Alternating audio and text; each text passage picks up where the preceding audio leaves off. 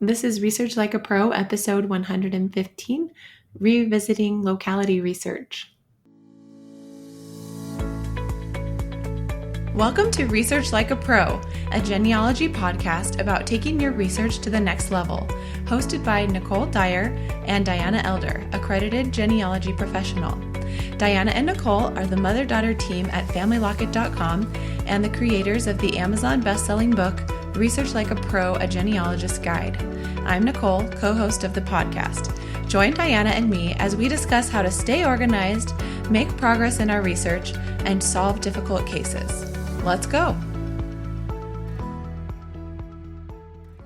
Hello and welcome to Research Like a Pro. I'm Nicole Dyer and I'm here with my mother, accredited genealogist Diana Elder. Hi, Diana. Hi, Nicole. It's fun to be here today talking with you again. How's everything in Utah? Utah is pretty clear right now. We've had a little smoke from the fires from California, and now it's clearing up a little bit. So we certainly feel for all of you who are in the midst of all that smoke in California and Oregon. I know you were just barely there, Nicole. Yes, we were in San Diego and it was a little hazy.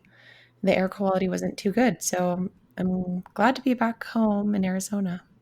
So let's talk a little bit about some fun DNA stuff. I just started the Research Like a Pro DNA study group assignment. We are in week 1, and this assignment is all about going through your matches, making sure you know all of your closest matches. And I thought I knew all my closest matches, but you know how new people pop up in your results.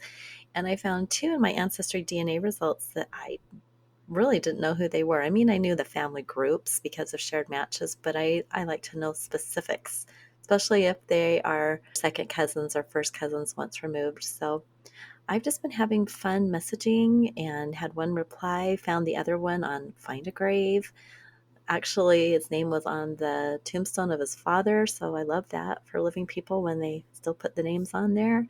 So it's been kind of a fun week connecting the dots on some of these matches that I have been sort of ignoring. And now that I'm doing this assignment, it's making me get organized and make a little bit more progress. Isn't it fun? I love that. Well, I have our listener spotlight today from Zan Bean Counter, and the title is Love Your Podcast. And the review says, I have been interested in family history since I was a teenager, but have only been seriously researching for the past 10 years or so. My goal was to pursue accreditation or certification when I retired from my real job, but now that I am only 8 months away from that date, I have convinced myself I am now too old to start down that path until I found your podcast. I am thoroughly enjoying listening and absorbing all the great information and research tips you are providing and feel energized to keep on. Your book arrived in the mail yesterday and I can't wait to dive in. Thanks for so much inspiration. Thanks for the review. And we're glad that you're continuing on with your goals. And we hope that you're able to do your certification or accreditation and continue to learn and absorb all the information. And it really is fun to continually be learning more about how to research.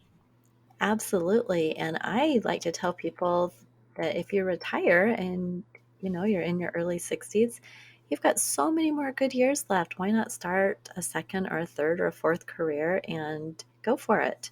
Become a professional genealogist. I mean, I certainly am loving what I'm doing now, and I'm so excited that I've got all these years ahead of me with something that I really love. So I would totally encourage anyone listening to pursue a credential. It's such a great way to up your game, and if nothing else, it'll just help you be a better researcher for your own brick walls, which we all have. So let's dive into our subject of the day, which is revisiting locality research. And this is part of our series of revisiting the original Research Like a Pro process. And we are using my case study of my ancestress, Nancy Briscoe, to illustrate some of the points. And we'll continue doing that today with our topic of locality research.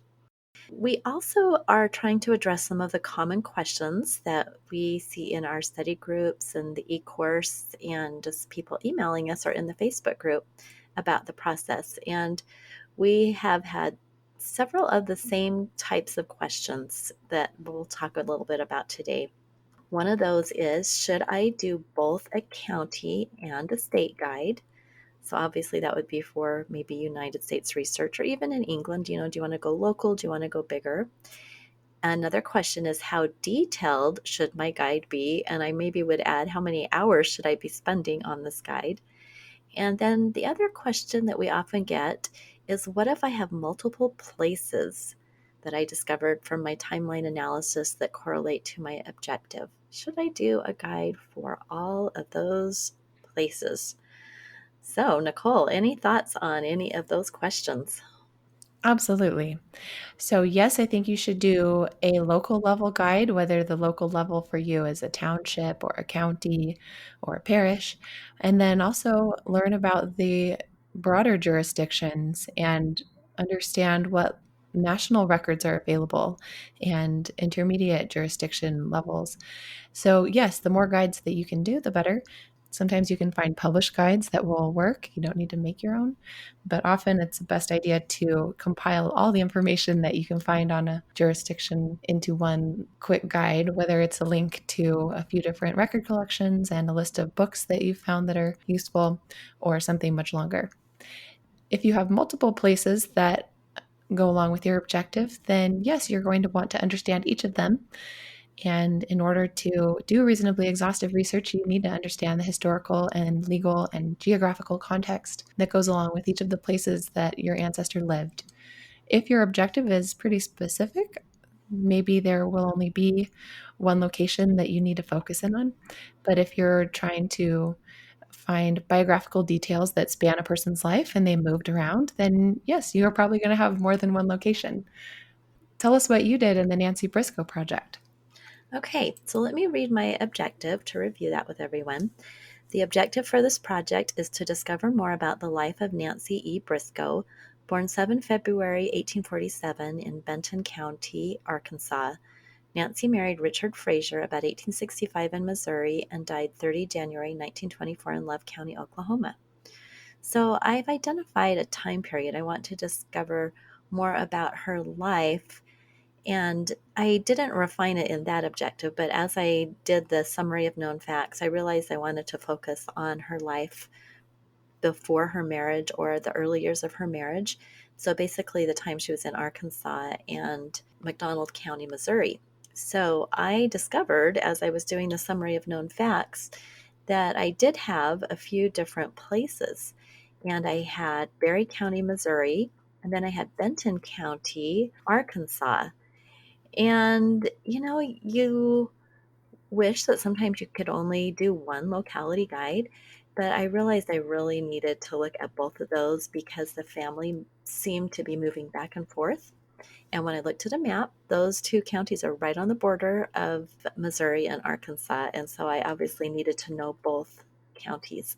Now, the counties I did not worry about were the ones in Texas and the ones in Indian Territory / Oklahoma, because those were later in life, and this objective was not going to focus on those.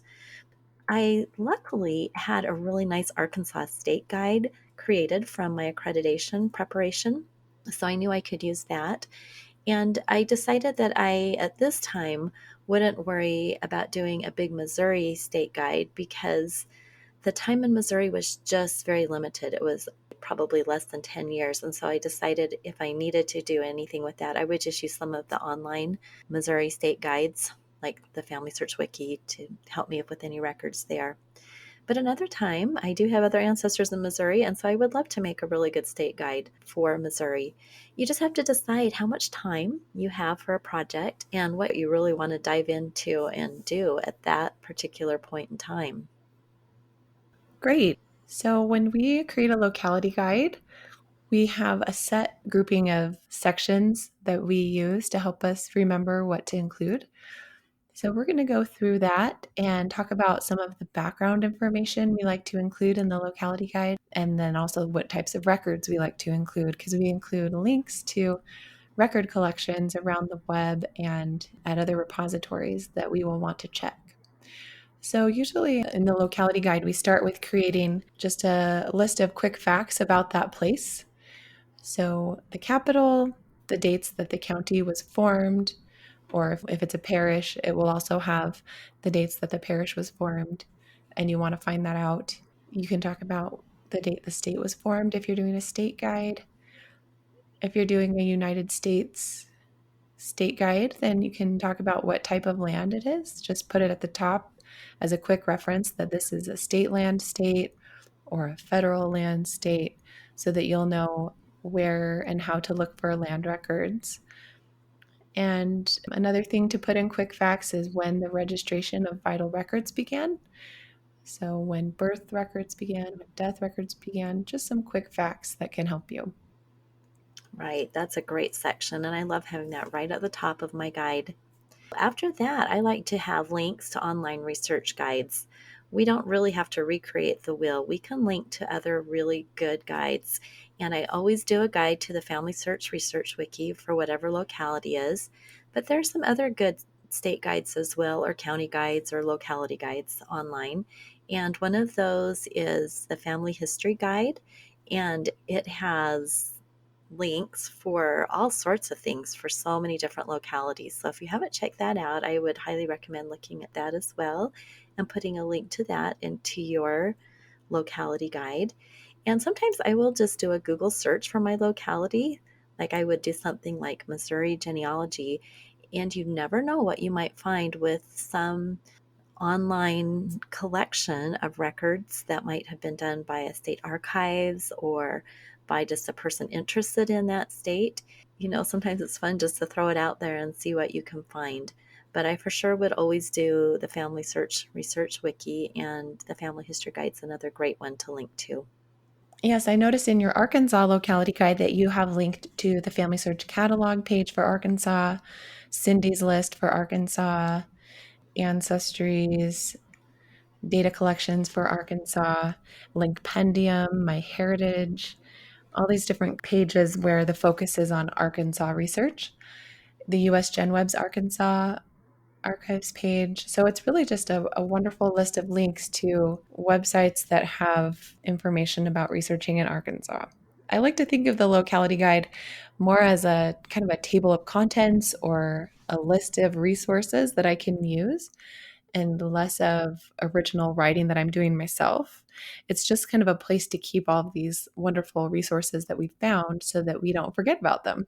I agree with that. A lot of times people will say, I'm just feel like I'm reinventing the wheel. I'm just copying stuff from the Family Search Wiki or whatever. But I have found that no one place has all the information. And by creating your own guide, you really do get a more comprehensive idea of what's out there. Not to mention that when you put it together yourself, you learn so much better. Absolutely, especially the boundary changes and what records are available to search, and like record loss and that kind of thing, which are such important parts of making your research plan. Well, after listing all the online research guides, then the next section we usually do is geography and maps. I love this section because as you learn about the boundary changes and the neighboring counties and towns, you start to get a lot more ideas of where you can expand your research to if you're not finding anything in the first place you look. So we'll put links to historical gazetteers and historical maps, information about what towns are within that jurisdiction, what are the neighboring places. And then if you find a good map that really is helpful and illustrative of something that you want to show or remind yourself of, you can paste that right into your guide. A lot of the maps you'll find online are in the public domain or have the Creative Commons license so that you can reuse it. So putting these links to maps or copying and pasting the maps right into your guide can be a really useful thing. Sometimes I'll find a lot of historical maps on the US Gen Web. And so I will just provide links to all of those different historical maps because they're from different dates and times and might have different usefulness depending on the project. Yeah, I think that's great to have links in there. And when I'm doing a specific project like this one for Nancy Briscoe, where it was very specific with the counties, I like to find those maps that I can copy and paste and put right into my locality guide so I can keep going back to it and visualizing it. And there are so many great maps that are on the Library of Congress. And David Rumsey's website has a lot of great ones. And I love the historical ones that are just about the time period because often they will show those little tiny places that are exactly where you're researching. And you can get such a good view and a real vision of what your ancestor was doing. So I highly encourage everyone to spend a little time in the maps. You maybe just want to pick one or two that are the best representation of the time period you are researching and put that into your locality guide. And also, I just want to mention that sometimes when I am a little bit strapped for time and I don't want to make a full on locality guide, that I will do as part of the locality section in my research project document. I will just put little snippets of the information right there for the specific things. So, for instance, with the Nancy Briscoe project, I have got some background information from the Family Search Wiki about those dates for county records that Nicole mentioned. I have that the courthouse burned in 1861, which is always really good to know. And I have some maps. So I put some just really pertinent details to my project right there within my research project document. So that's another tip that can be helpful as you're trying to put together your project and doing a specific research objective. Okay, let's talk about the timeline. So, in your locality guide, there is a section for timeline of major events. This is where you want to do a little bit of research, especially if this is an area you're going to be really working in. Maybe you've got so many family lines that are centered in New York or Pennsylvania or Michigan, an area that maybe you didn't grow up in. You don't remember the history or never really knew much about the history. This is a good chance to really go a little bit deeper into that history and create a timeline.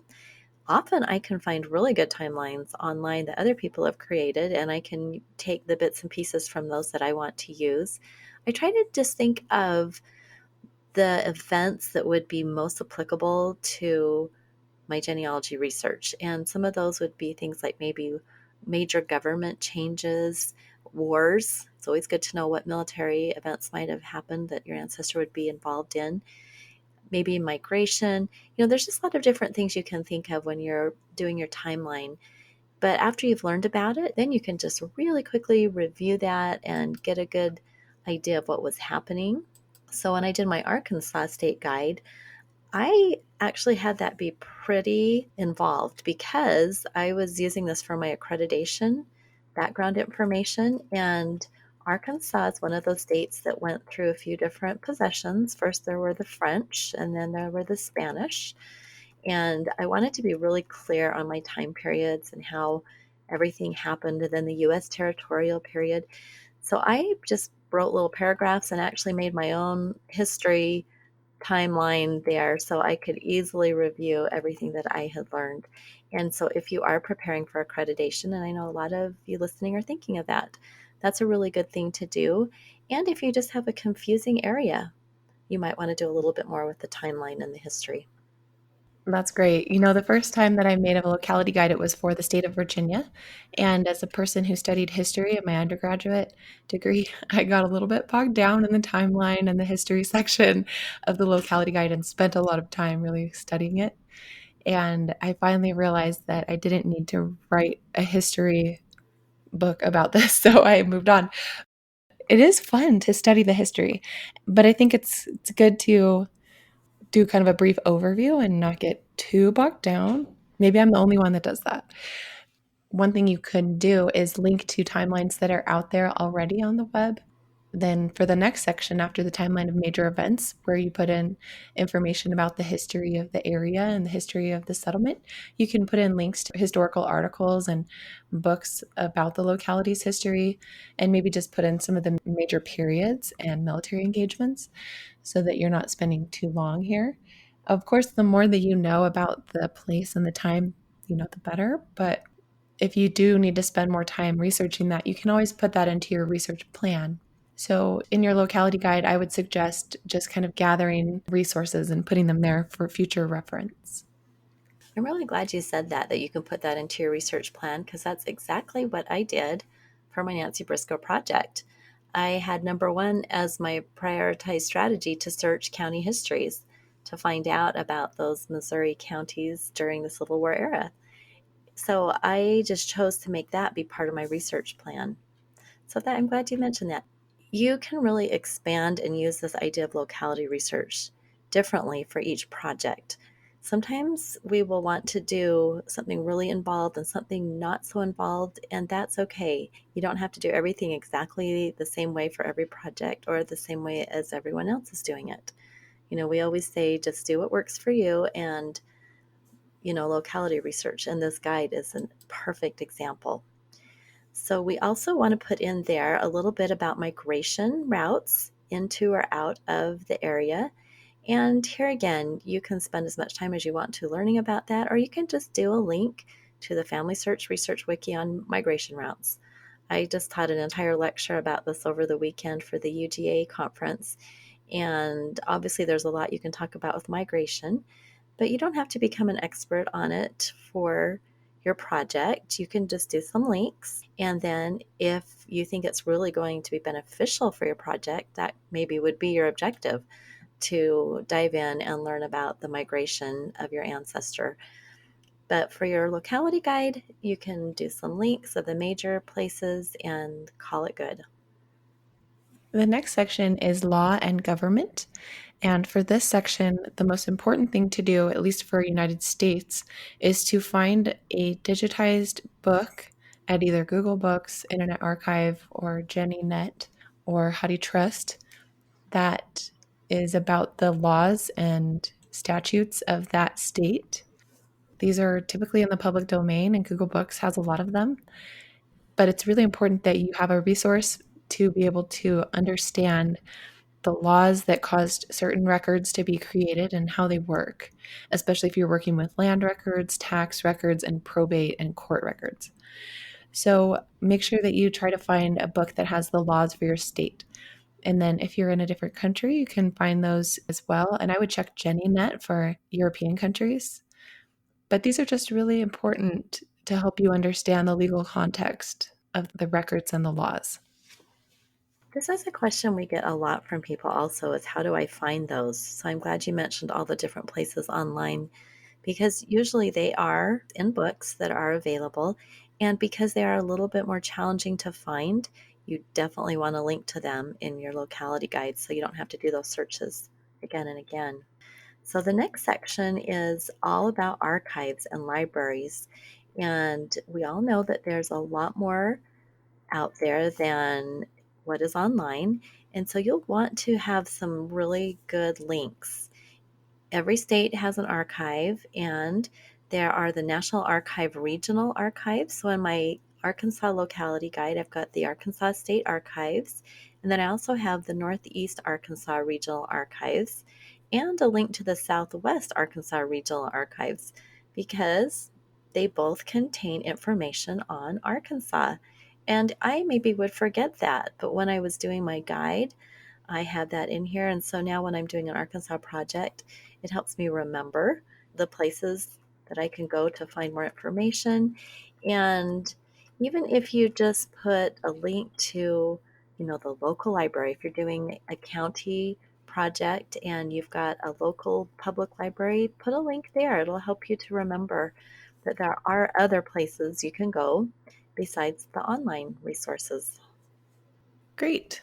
And then next, you'll put genealogical societies and their publications so that you can be aware of resources that way. Sometimes you'll find that genealogy and historical societies will have their publication online, at least the older issues of it. And sometimes you can look at those online for free. Right. I love those. In fact, I just joined the Georgia Genealogy Society so I could do the IGHR, and I got my first little quarterly in the mail. It was really fun to see what they produce. And there was a really nice article on a specific record set. So it was kind of fun. I think there's just so many more things to discover always in genealogy, and I do love that. Well, we do want to mention next in our guide any record loss. And I mentioned already that I discovered on my Nancy Briscoe project that the courthouse burned. And of course, it's right in the period of time that I am trying to research. There was an interesting word in that. This was from the Family Search Research Wiki. Some records were destroyed. So I think sometimes we think the courthouse burned, everything is gone, but that is not always the case. Sometimes it burned and they saved almost everything. So it's always good to go a little bit deeper maybe talk to someone who's done courthouse research there and see if they know more about that specific courthouse and what records might still be available. Now, I like to try to think of any substitutes. For instance, tax lists were often copied and sent to the state. And so, if the courthouse burned and the county tax records were destroyed, you'd have a substitute on the state level. And so, keep in mind that just because something was destroyed by fire or a flood or any other kind of record loss, there could be some substitutes out there, and you can make yourself a note in your locality guide of what you've discovered or what you have found out in your research about the locality. Yeah, the best way that I've found to find what records are left after a courthouse fire is to look at the family search catalog for typical courthouse records like land, probate, and that kind of thing. For one of my burn counties, I found that there were no land records at all before 1878. So that was a pretty good clue there. And then there were some marriage bonds left, but only like 10. So for that whole period of 1790 to 1878, only 10 marriage bonds. That's a pretty good clue that most of the marriages were lost. Oh, and isn't it so sad when you see that? Yes. We really do hate record loss, but it is part of our reality as genealogists. Hmm. But it is nice to have a discussion with somebody at the courthouse who knows exactly what they have and what was lost to confirm. All right, the next section to include is local history books, where you can just list out links to county history books that are online or references to them in the Family History Library catalog that you might want to research when you get there, and any town histories, anything applicable from local historical articles or books. Right. And, there might be some good reference books you'd want to put there.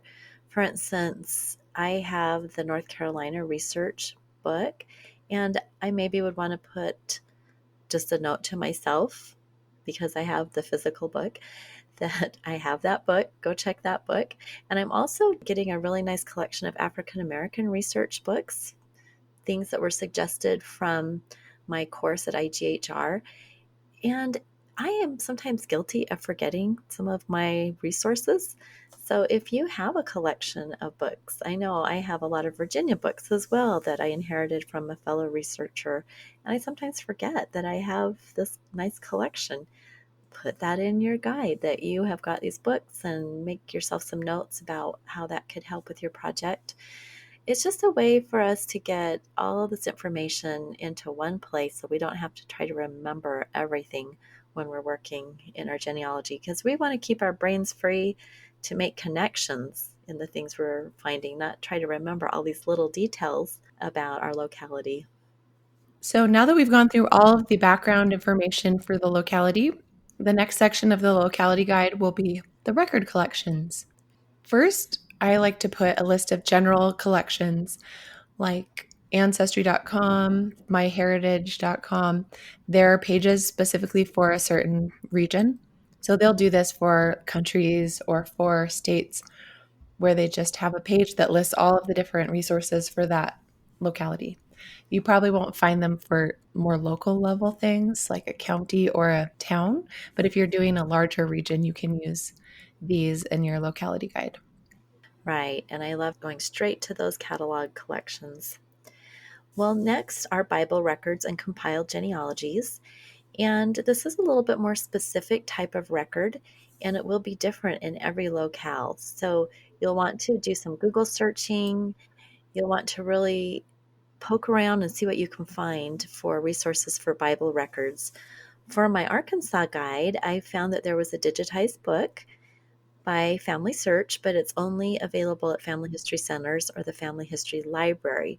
So I just made myself a note and then put exactly what it was for. It's a surname index to some 3,000 family Bibles, and they came from Arkansas as well as other states. Just see what you can find. If you cannot find anything for some of these categories that we're talking about, or maybe it's not even applicable to the project you're going to do, it's totally fine to leave some of these areas blank on record types. So, for instance, for my Nancy Frazier project, I didn't think that Bible records would be very applicable for this specific little objective to discover more about her life in the 1850s and 60s. So, I didn't even worry about looking for those or having those be part of my sources or my search. This is a way you can streamline this a little bit, is by really thinking about what record types might be best for your project to put in your guide. That's a good point. Next is cemetery records. And as you'll hear, these are in alphabetical order, so they can kind of help you jump to the right section. So general was first, and that's not really alphabetical, but then Bible, cemetery, census, church, and so forth. So for cemetery records, there might be published books that have lists of cemetery records in them. You can also put a link to Find a Grave and Billion Graves or transcriptions online at US GenWeb or other places where people have made a transcription of an entire cemetery. So there might be different kinds. You can also look at these categories in the Family Search catalog because many of these correspond to categories in that catalog, and they will often have links to books and things. So you might want to only put things that are digital, or maybe you'd like to separate it. And sometimes I'll just make a note that says, there's these 3 cemetery books at the Family History Library. This one is digitized. The other 3, you have to go to the library to see them. Right. And again, every locality will be so different for cemetery records. Now, when we come to census records, when I'm doing my locality guide by the state level, I like to put in links to all the state censuses. And again, that is very different for each state. Some states have a lot of state censuses, and they can be in various places on Ancestry or Family Search, or sometimes they are just on US GenWeb. So I like to see what I can find on a state level. Sometimes you even can find census records on a county or territorial, colonial, or a town census if you're up in New England. You'd be surprised how many different kinds of censuses there might be. We always just think of the federal censuses, but explore and see what other things there might be out there that you could put in your guide and put links to, or just help you be aware that they are available. Another thing you could do is put a note here if the federal census records were lost for that locality. So in a Tennessee state guide, you would want to include that some of the early federal census records were lost for most of Tennessee and which remain. And that can also go in the record loss section, either one, maybe both places. After census, the next section is church records. And this can be quite a lengthy list here if you include all the various denominations and where their records are kept. So you may just want to link to the ones that are applicable to you in the moment and add to that later. But there are some good listings of church records at the Family Search catalog that you can start with. Right. That's good advice to maybe just keep adding to that, because that can seem kind of overwhelming. And that definitely is something you could add in the future if you don't want to dive into that at this point. Now, court records, I like to put, if I can find it, a little screenshot of a website that has a court organization. So I've often found those where the state website will have this really nice little diagram of how the courts are organized. And the court systems in the states can be very, very different, and they call their courts by different names. So I like to do an explanation of that, or give myself a link to a website that helps me remember the organization of that area of the courts. And that can be really helpful. And of course, you'll want to possibly link to the court records on the Family Search catalog for that area, or in state archives, wherever you have found some good resources for court records. The next section is ethnic records, and this is a place where you can list various ethnic groups in the locality and what unique record collections are available about them. Sometimes you will have a group of, say, Swedish immigrants that all immigrated to the same place, and so they have their own newspapers, and maybe there's certain collections of records that are focused on this group. And so you can put those links right there in your locality guide. Another thing that you may not be thinking about that would be useful information. So, next, let's talk about immigration and naturalization records. And you can put links to collections on the major websites. And you may also be able to find some histories that talk about immigration. For my Arkansas project, I found a great digitized book that is titled History of Immigration to Arkansas. And it starts in 1673 and goes to 1903. And just like you were talking about, Nicole, it talks about all the different groups that came into Arkansas. There were Polish immigrants, Italian colonies, an Irish colony, Bohemian colonists, Syrian, Slavonian, and Greek immigration, and Chinese immigrants. So, how fun is that? And I think it's always fascinating to think of all the different groups that have come into an area over the years.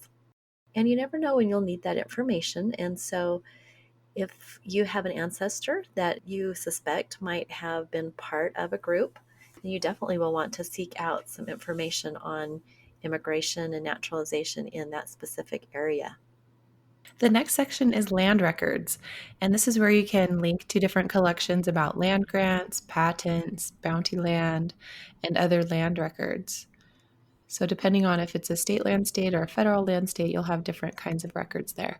In Diana's Arkansas guide, she put a great list of all the different laws that changed the way that land was given and granted in Arkansas. So, the list of those laws is such a great idea. Yeah, Arkansas land was a little crazy, and I think every state has their quirks with land.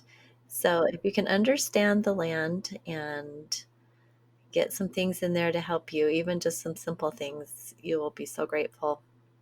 So the next section is legislative records.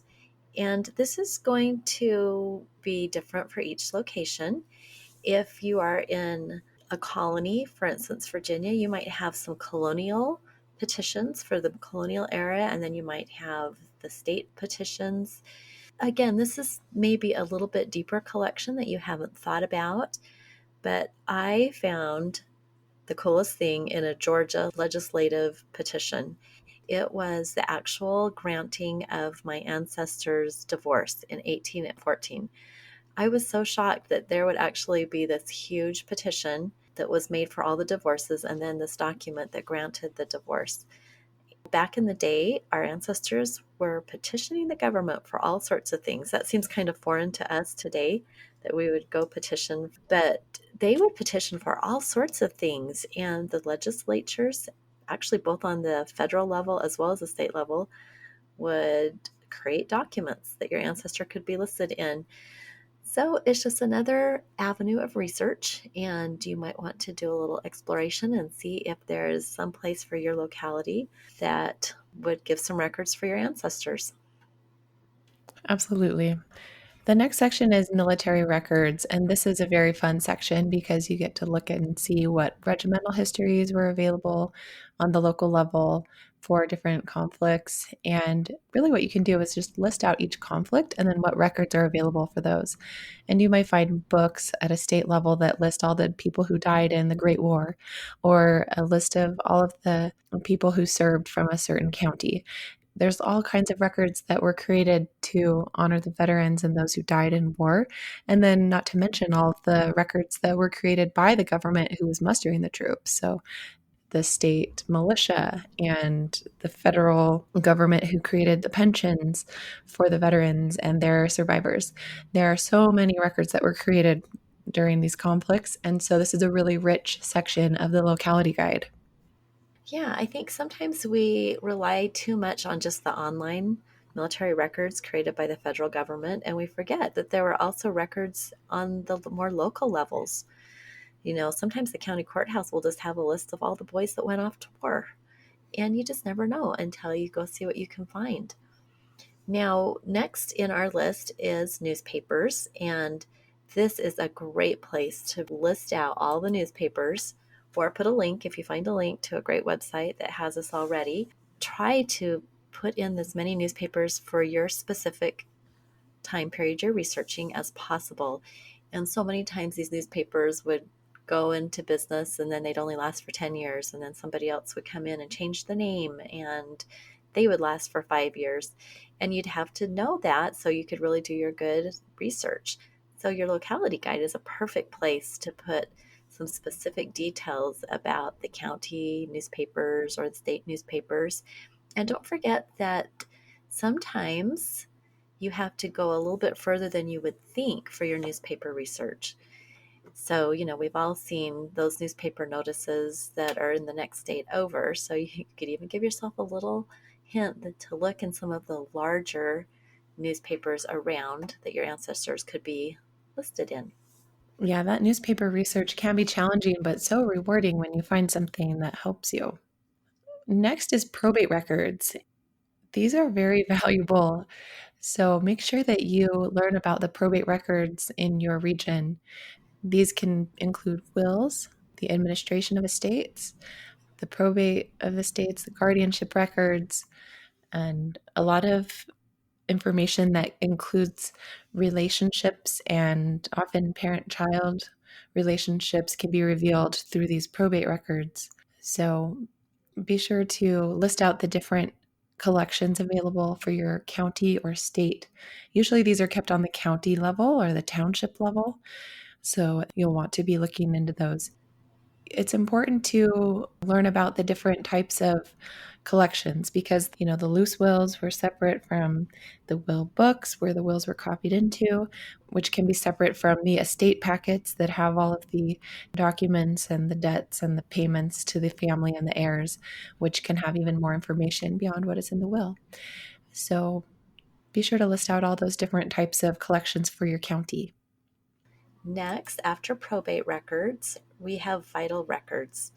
And this covers birth, marriage, and death. And these are often where we can be a little overwhelmed with how many different collections there might be to put into our guide because the major websites like Family Search and Ancestry tend to have a lot of collections for these. But the nice thing about actually putting them all into your locality guide for your location is that you can make sure you've covered your bases and looked at every collection. So often we might check a major collection of, say, marriages from a state and our person's not found there. And we forget to go and look at the coverage and we realize that that major collection had no records for our specific county.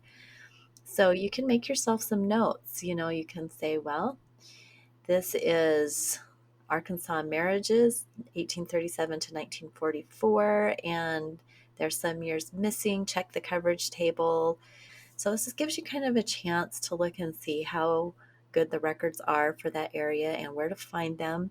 And go beyond just the regular websites that we always tend to check and see if there is something a little bit smaller. Maybe there's been a book published that's a different collection than you might have thought of. Think a little bit outside the box, do some Google searching, see what you can find for some of those vital records. This is also a really good place to link to how to get the ones that you have to send for. So, if you've got a place to send for the death certificate, the state office, or, the website, and put in there how much it costs. Sometimes that can be a little tricky figuring that out. And if you figured it out once, why not just put it in your guide so that when you go to do that search again or order another record, it's right there for you. Good idea. The next section is for tax records. And you can list out these different record collections, typically at the local level, but then also at the state level and federal level.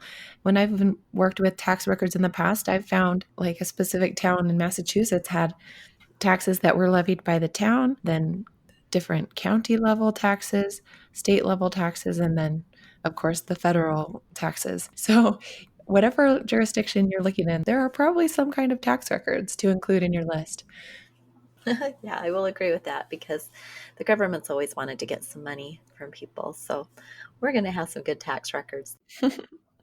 Well, that is the last section we have in our locality guide template, but there's a note at the end that says add additional sections depending on your locality and what types of records exist.